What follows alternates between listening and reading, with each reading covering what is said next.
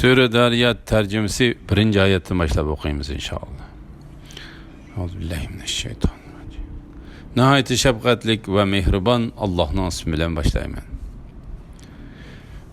Tupraqni soğuruğucu şamallar bilen qasamki, yağmurlarning ig'irligini ko'targuchi bulutlar bilen qasamki, su ustida yenik mang'uchi kemilar bilen qasamki, ishni ya'ni bandilar orasida rizqlarni, yurtlar orasida yomg'irni taqsim qilg'uchi farishtalar bilan qasamki, sizlarga va'da qilingan savob, azob, qiyomat qatorliqlar albatta rostdir.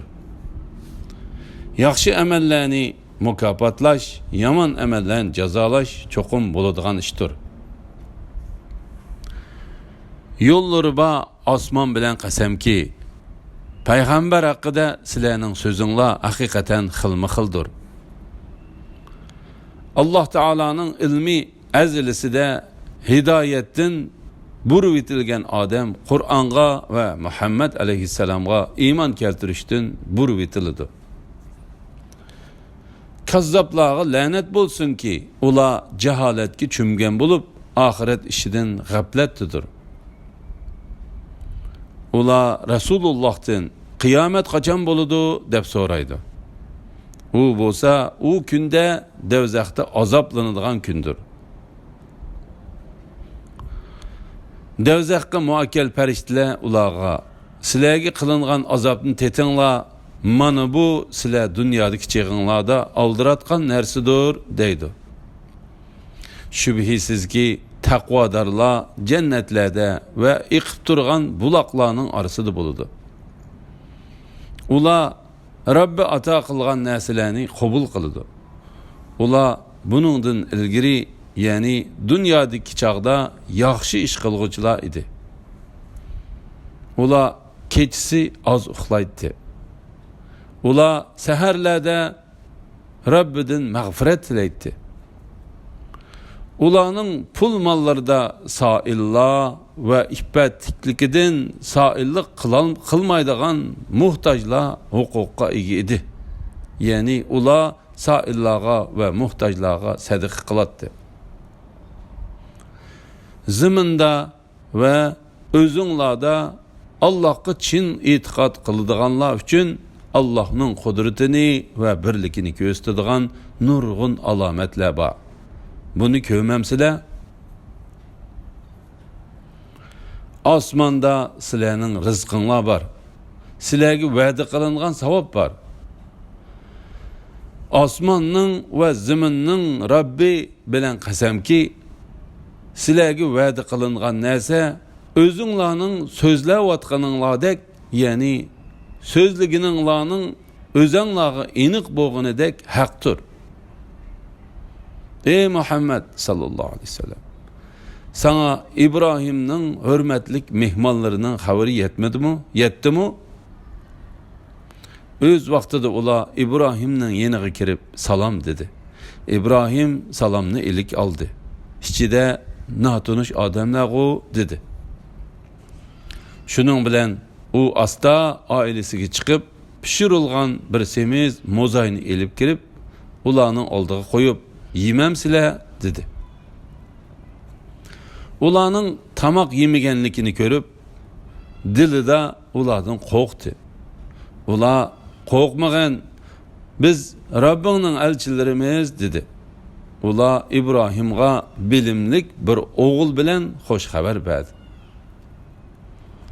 İbrahimning ayoli suran silib kelib, ajablanganligidan o'zining yuzini qachatlab, men tug'mas mo'may tursam, qandoq tug'man dedi.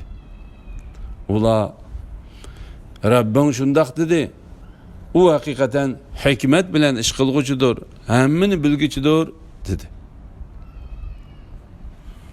İbrahim, ey elchilar, sizlar nima ish bilan avatildinglar dedi. Ular, biz haqiqatan bir gunohkor qavmni halok qilish uchun avatildik. Ya'ni Lut qavmining ustiga loydan pishirilgan tosh yog'dirish uchun avatildik. Ularning ustiga Rabbinin dergahida gunahi haddidan aşıqçılar üçün belgi qoyulgan, yani halak kılınğıçının ismi yazılgan, laydın pişirilgan taş yağdırımız.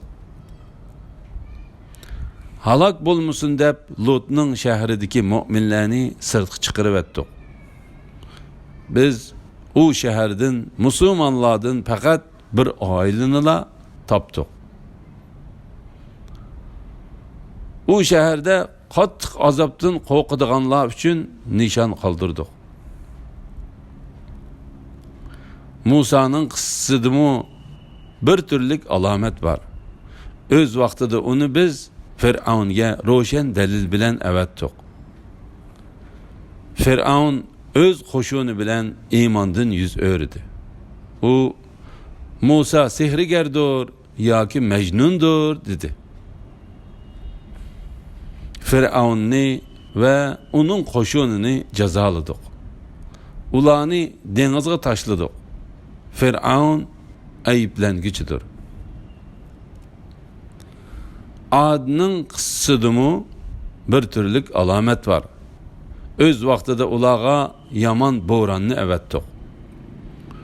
U yeni bo'ron har qandaq narsaning yenidan o'ssa onu çirgen söngektek titme talan kılıvet etti. Semud'nun kıssasida bir türlük alamet var. Öz vaqtida ularga sizlar vaqtliq paylaninglar dedik. Ular Rabbinin emriga qarshi chiqdi. Ularni chaqmoq halok qildi. Halbuki ular azapning tushayotganligini ko'zlari bilan ko'rib turadi. Ular azap tushgan vaqtda o'rinlaridan turishqimi, o'zlarini qo'g'dashqimi qodir bo'lolmadi. Ilgari Nuhning qavmini halok qildik. Ular haqiqatan fosiq qavm edi. Osmonni qudrat bilan barpo qildik. Biz haqiqatan uni davomli kengaytguchilarimiz. Zaminni yaydik. Biz nima degan yaxshi yayg'uchimiz? Sizlar ibrat elishinglar uchun har bir narsani jup yaratdik. Ey Muhammad sallallohu alayhi vasallam, aytqinki Allah tarafga qichinglar, ya'ni Allohga iltijo qilinglar. Men haqiqatan sizlarga Allah tarafidan kelgan ochiq ogohlantiruvchiman. Sizlar başka ma'budni Allohga shirik qilmanglar. Men haqiqatan uning tarafidan kelgan ochiq ogohlantiruvchiman.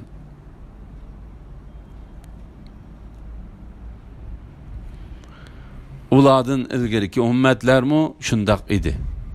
Ularga har payg'ambar kelsalar, ular uni bir sehrgar yoki bir majnun dedi. Ular payg'ambarlarni inkor qilishdi. Payg'ambarlarni inkor qilishni bir-biriga tavsiya qilishganmi? Hargiz undaq emas. Ya'ni ular bir-biriga undaq tavsiya qilishgan emas. Ular haddidan oshqich qavmdir. Ulardan yuz o'rgin. Sen malomat qiling'uchi emassan. Nasihat qilgin. Vəz nəsihət müminlərə faydalı.